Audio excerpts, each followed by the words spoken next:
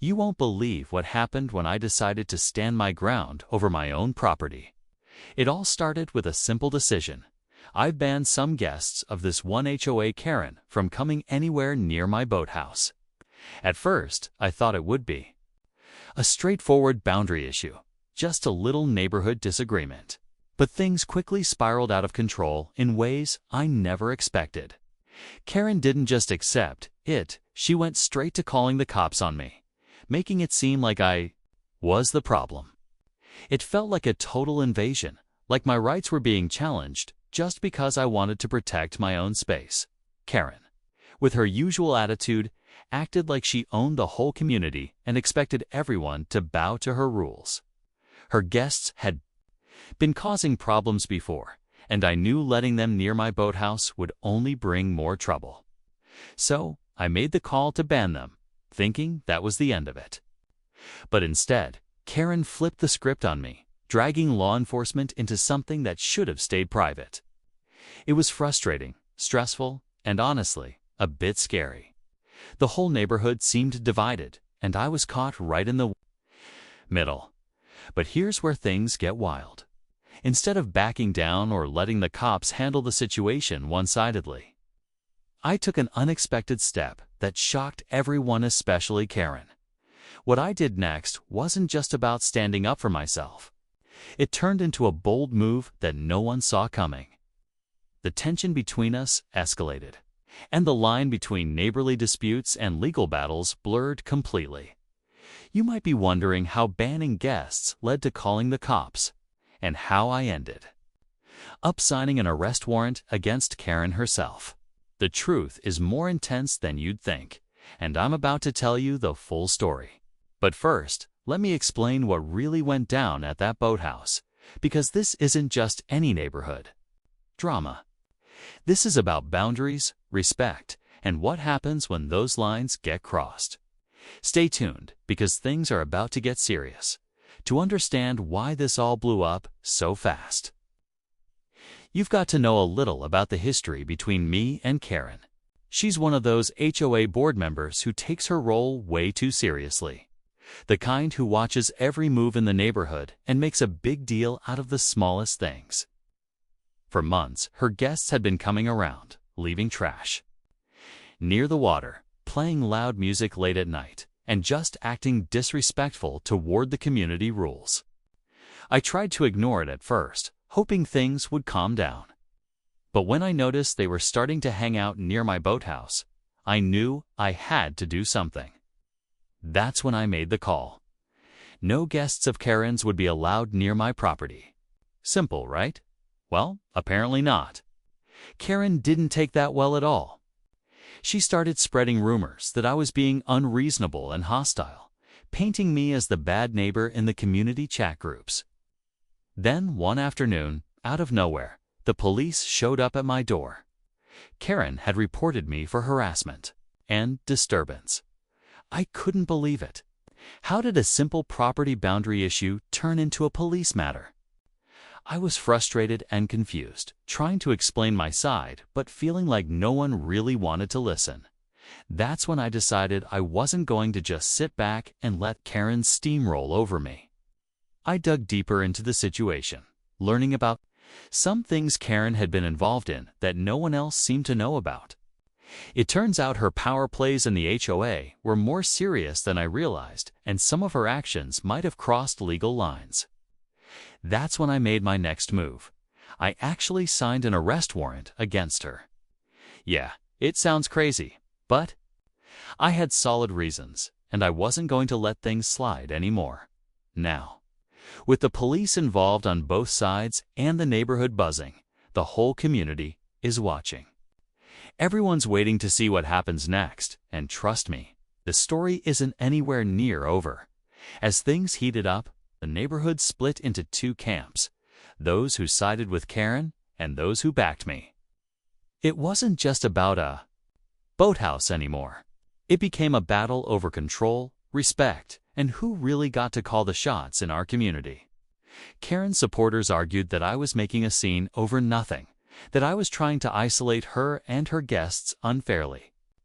Meanwhile, my friends and neighbors understood where I was coming from. They had seen the issues caused by Karen's guests firsthand: the noise, the trash, the constant disregard for community rules. It felt like I was standing up not just for myself, but for everyone who wanted peace around the lake. But Karen wasn't just pushing her own agenda, she was using the HOA's power as a weapon. I started hearing whispers about how she'd been bending rules to fit her needs, intimidating other board members, and making decisions without proper approval. That gave me a new perspective on why she was so aggressive when I stood my ground. This wasn't just about a boathouse or guests. It was about a larger pattern of control and manipulation that was affecting everyone in the neighborhood at the same time. The police involvement added a whole new layer of complexity. Officers showed up multiple times, sometimes just to mediate, other times to follow up on complaints from both sides. It was frustrating because the legal system wasn't designed for neighbor disputes like this, but now it was tangled in the middle of it all. Every conversation felt like walking on eggshells, and the tension kept rising. Meanwhile, the HOA meetings became battlegrounds. Karen would bring up my actions as disruptive and unneighborly, trying to paint me as the troublemaker. I pushed back with evidence about her questionable behavior and the impact her guests had on the community. It was a back and forth that kept everyone on edge, unsure what the next move would be. The question now was simple: how far would this escalate before someone finally had to back down? Or would it spiral even further out of control? The whole neighborhood was holding its breath, waiting for the next chapter. The tension in the neighborhood was almost unbearable as everything seemed to be coming to a head. Every conversation, every glance, every little interaction felt charged with suspicion and anger. Karen wasn't just fighting back, she was escalating things like never before. The calls to the police became more frequent, and her messages to the HOA board were sharper, accusing me of harassment and even threatening legal action. Meanwhile, I was digging up more evidence, convinced that Karen's attempts to control the community crossed the line from overreach into something much more serious. One afternoon, things took a sharp turn when Karen's guests showed up at the boathouse despite the ban. I found them unloading coolers and setting up right where I had clearly said they weren't allowed. My blood boiled, but I stayed calm and called the police again. When they arrived, the scene was tense. Words were exchanged, voices raised, and the neighbors gathered like a crowd at a showdown. Karen herself showed up, fiery and unyielding, demanding that I stop what she called bullying. I knew that moment was crucial. The entire community was watching, waiting to see who would crack first. On top of that, the HOA board was scheduled to hold a special meeting to address the complaints and the chaos unfolding between us. Rumors flew that Karen planned to use the meeting to try to have me officially banned from the boathouse and maybe even the neighborhood. At the same time, I was preparing to present my case, armed with proof of her misconduct and the ways she had endangered the peace and safety of the community. Every step felt like walking a tightrope. One wrong move could turn neighbors against each other for good. The stakes were higher than ever, not just about a boathouse, but about respect, fairness, and who really had the power in this small world we shared. The next few days would be critical, and I knew there was no turning back now. What happened next would change everything, but you'll have to wait to hear how it all unfolded. Just when I thought things couldn't get any more intense, a new twist threw everything into chaos. A few days before the big HOA meeting, I received an anonymous message warning me to back off or face serious consequences. At first, I wasn't sure if it was a prank or just someone trying to scare me. But then strange things started happening. Boathouse was vandalized overnight with threatening notes left behind. It was clear someone wanted me out, and they were willing to go to extreme lengths to make it happen. Suddenly, This wasn't just a fight over guests or property lines anymore. It was turning dangerous. Meanwhile, Karen seemed to double down, acting even more aggressively at every HOA gathering. But here's the kicker: during one heated exchange, a neighbor came forward with information that shocked everyone.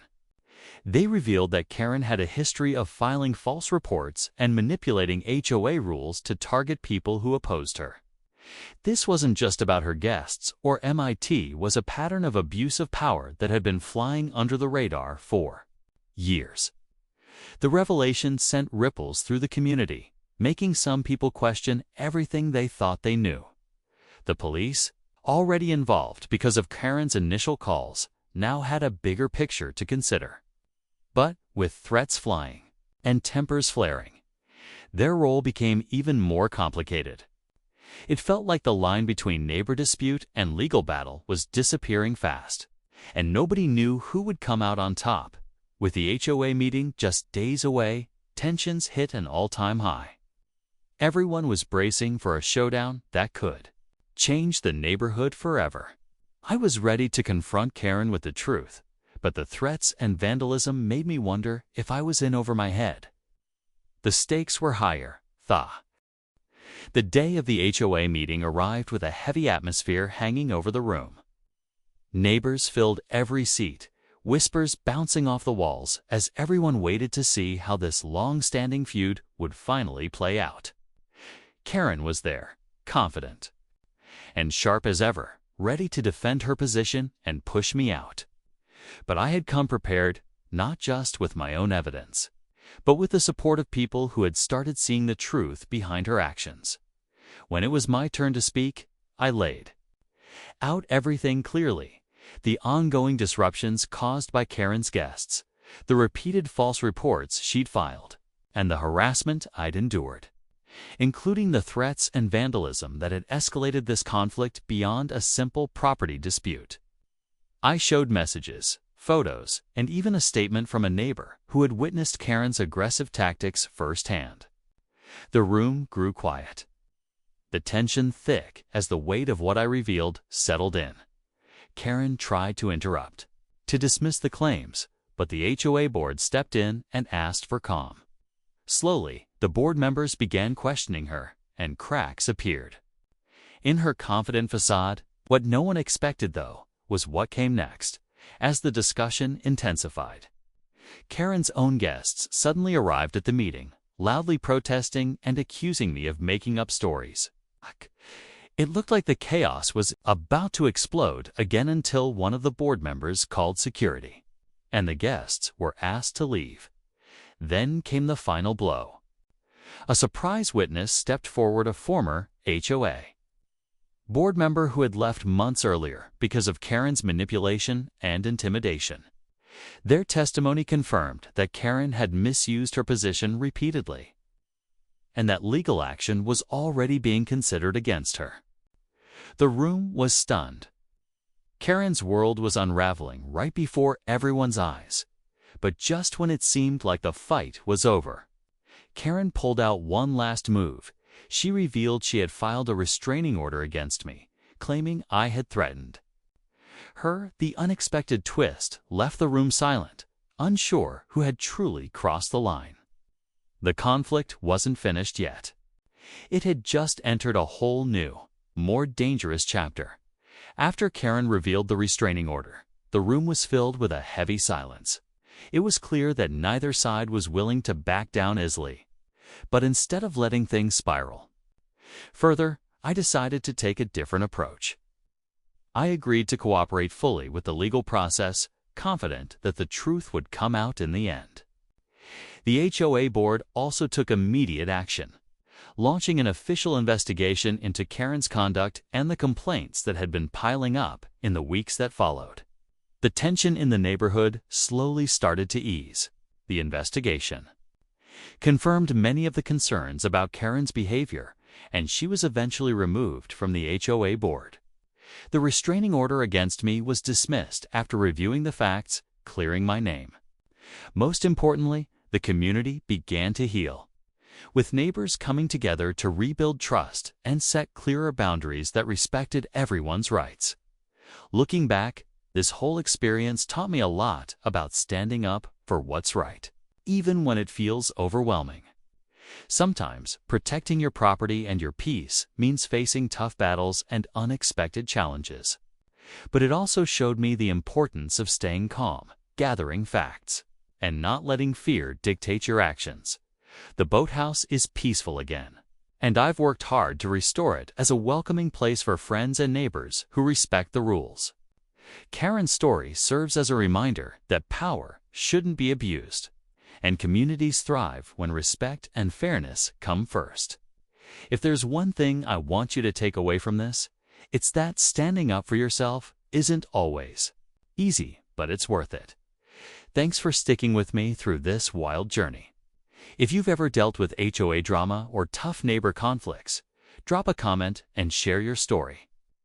And don't forget to like and subscribe for more real-life stories like this.